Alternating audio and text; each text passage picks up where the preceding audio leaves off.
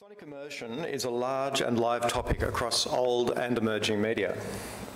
Briefly, when I'm using the term sonic immersion, it's that sense of envelopment that we might have from being surrounded by sound in a natural environment or through digital reproduction using large numbers of loudspeakers in a theatre, gallery, cinema, and as I'll discuss, a speaker orchestra concert.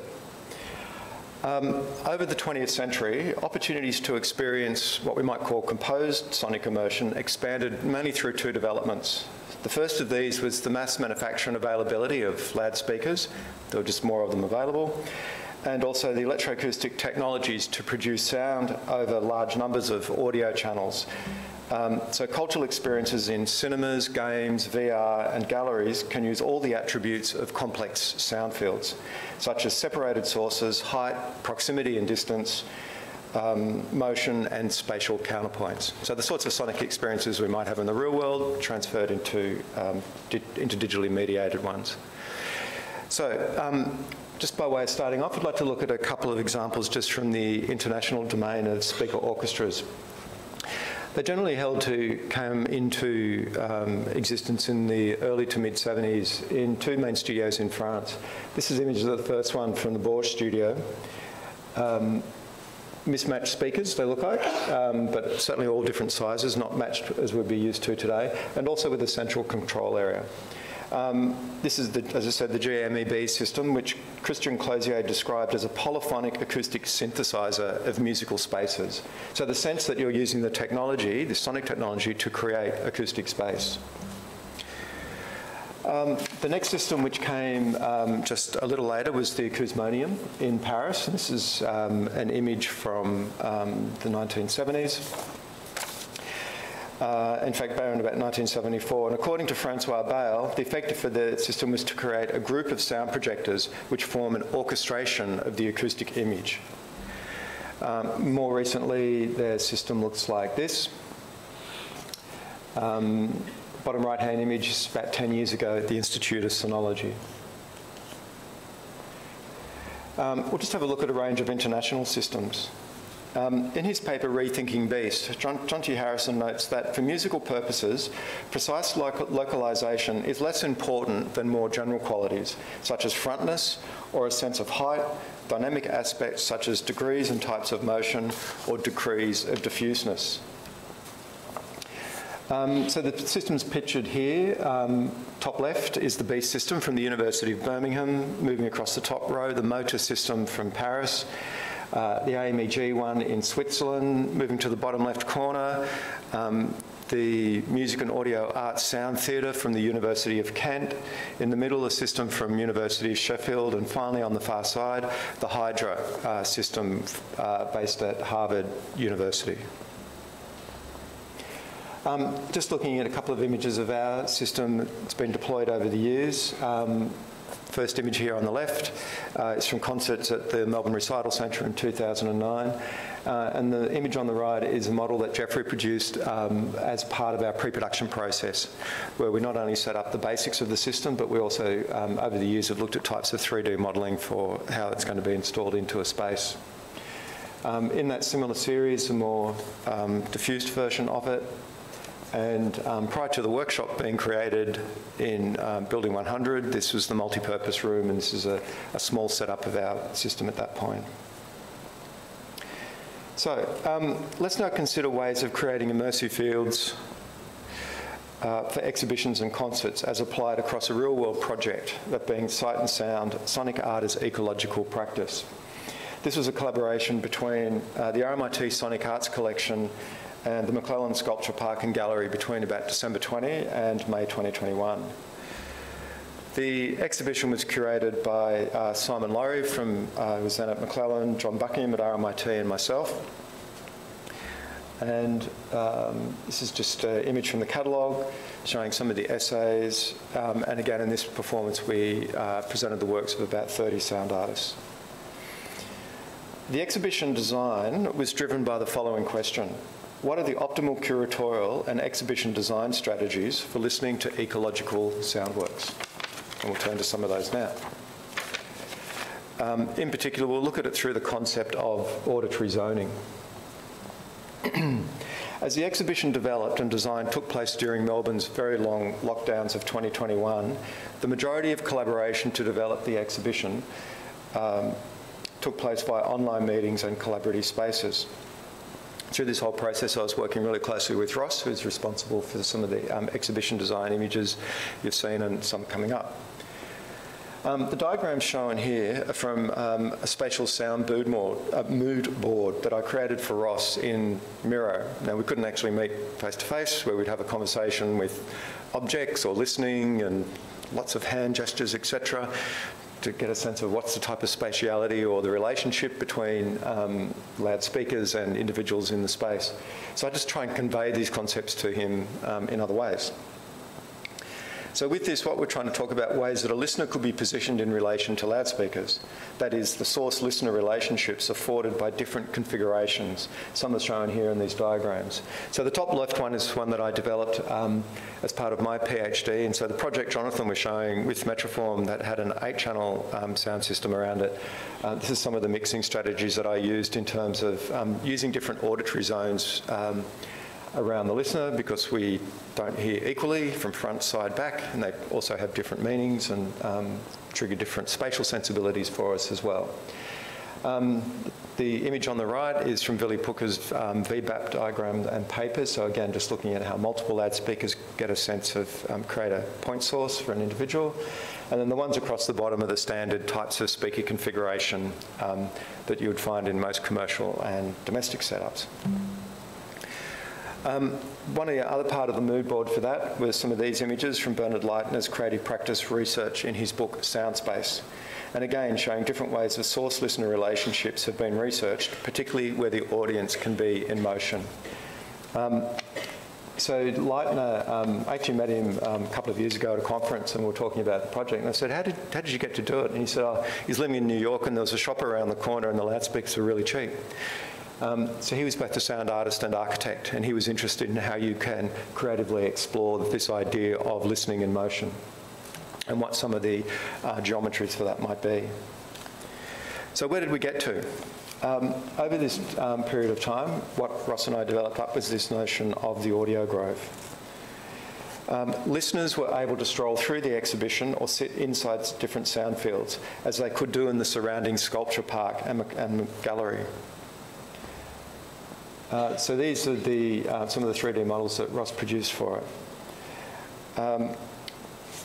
The main thing to keep in mind here is that we didn't default to speakers being placed around the walls or on the ceiling, which is the approach of most museums or art exhibitions for logistics or audience circulation reasons, and they usually create suboptimal listening conditions. So, for example, if you go through Melbourne Museum, or many museums here and art exhibitions, you'll either find all the speakers on the ceiling or all pushed back against the walls. They're often not in the middle of the space or in a way that you can have a much more fluid experience. So the final spatial sound exhibition design is a mix of intersecting spatial types, planes, cubes and rings. And the sonic works played in sequence are spatialised across all the zones. And so they're intersecting fields. At the very front, down the bottom of this image, a quadraphonic or a 4 loudspeaker plane tilted upwards to introduce height into some of the speakers. In the central part of the space, an 8-channel circular ring in the main body of the space, and this is intersected by a centrally located cube. And there's also some scattered point sources in there as well. So the effect was to create a very stable sound field that listeners could move through, and so that wherever they were in the space, they were getting this continuous but still spatialised experience. And it was described by reviewer Saskia Bedell as like diving into a pool, which is just what we're after. And this is the final exhibition image of the kings and queens, as they were called, and also the seats that many of you will have recognised now from over in Soul Sound Studios. The text on the wall at the left is how we, if we're doing sound exhibitions, we put a PNG file in the tract so that when a tract's playing, we can project information about that tract so that you always know what's playing in the space. Okay, let's turn to a concert version that was also part of the same project. For this particular event here, it came down to what I called a chamber ensemble speaker orchestra. The concert featured electroacoustic compositions inspired by solar winds, glaciers, tectonic plates, rain, and the spectra and timing of animal colonies. The curatorial research for this sought works that were A, with contrasting sonic qualities to those of the main exhibition space, and B, composed with spectral and temporal techniques that could be expanded by a sound diffusion system. The performance space seen here on the left is rectangular and bounded on one side by a floor-to-ceiling window facing out onto the sculpture park. Using the space long ways meant that we had maximum distance on the sides, which would support cross-room panning on both centre but also diagonal axes. You can see that in part of an early sketch I made during one of the other concerts for the event. And returning to the image on the left, the final installed system shows the centrally raised coda speakers up on the stands, and a small front stereo field accompanied by more powerful Genelec speakers in the middle and sides of the space. So although smaller in scale to some of the other setups that we've done over the years, this one still enabled three critical aspects to doing sound diffusion. First of all, temporal separation, which is mostly embedded in the composition between different events, but can also be enhanced through the following two types of separation. Spectral, how you increase the sense of low, middle, high, and also spatial, where in the room it's occurring from. And we're going to look at that in more detail. So here's a diagram of that particular setup, and we'll just step through that briefly. So at the very front of the space, in a slightly curved arrangement, three pairs of speakers for each of there were three audience sectors in there, and this is to provide a very directional stereo front, but also used for what I call ripple effects across the front of the space.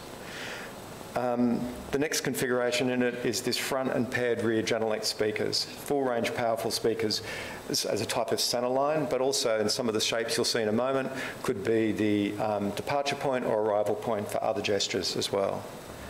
Then there's a quad system through the whole room, and also allowed cross-room panning. We had a high central point in there as well, so it's centre, but this time introducing height. And then also the raised coda speakers I showed before, that very strong lateral motion that gives us, again, a strong sense of envelopment, but also maximises that left-right motion. And then also a sub-speaker down on the bottom left of that one. All of the works for this concert were composed in two-channel format. Come back to these animations. With all motion only between two channels. So they're not multi-channel works, they're all just two-channel works. So if you imagine the sound moving between two loudspeakers,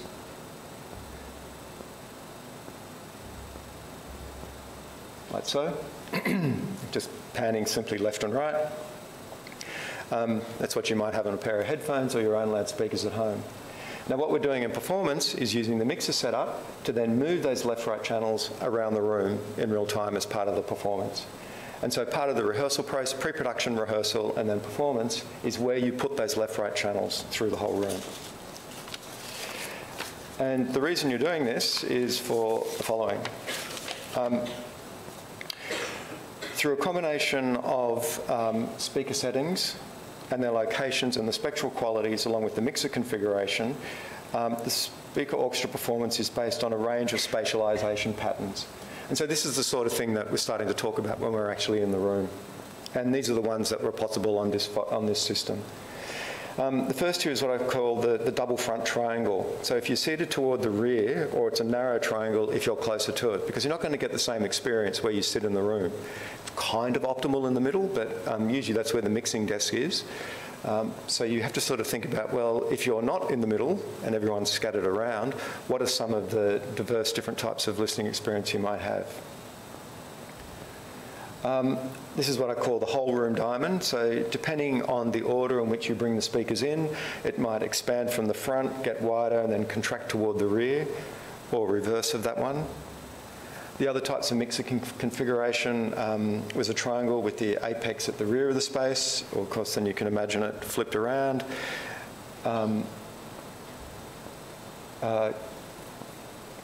the whole of the room quadraphonic, so that again a very much larger space, spatial panning. And then the final one, again, which can often be very dramatic and very discernible in a space, different types of cross-room panning, not just left-right, but also diagonals as well. So I feel like this is all part of a spatial repertoire that a performer might call on during a performance to create this sense of being immersed in the sound. So just to finish off, I'd just like to make two short interconnected observations. Preparing and performing spatial concerts involves a small but critical set of design moves to establish complex source-receiver relationships, and perhaps more closely related to other disciplines such as set design, sculpture, lighting design, or even choreography. Elsewhere, I've referred to these as dynamic geometries. And the second one is that the aim is to create unique spatial experiences with little or no visual materials, bringing a listener inside the auditory spatial imagination of a composer in ways that are not possible in most other cultural settings, online or at home. Thank you.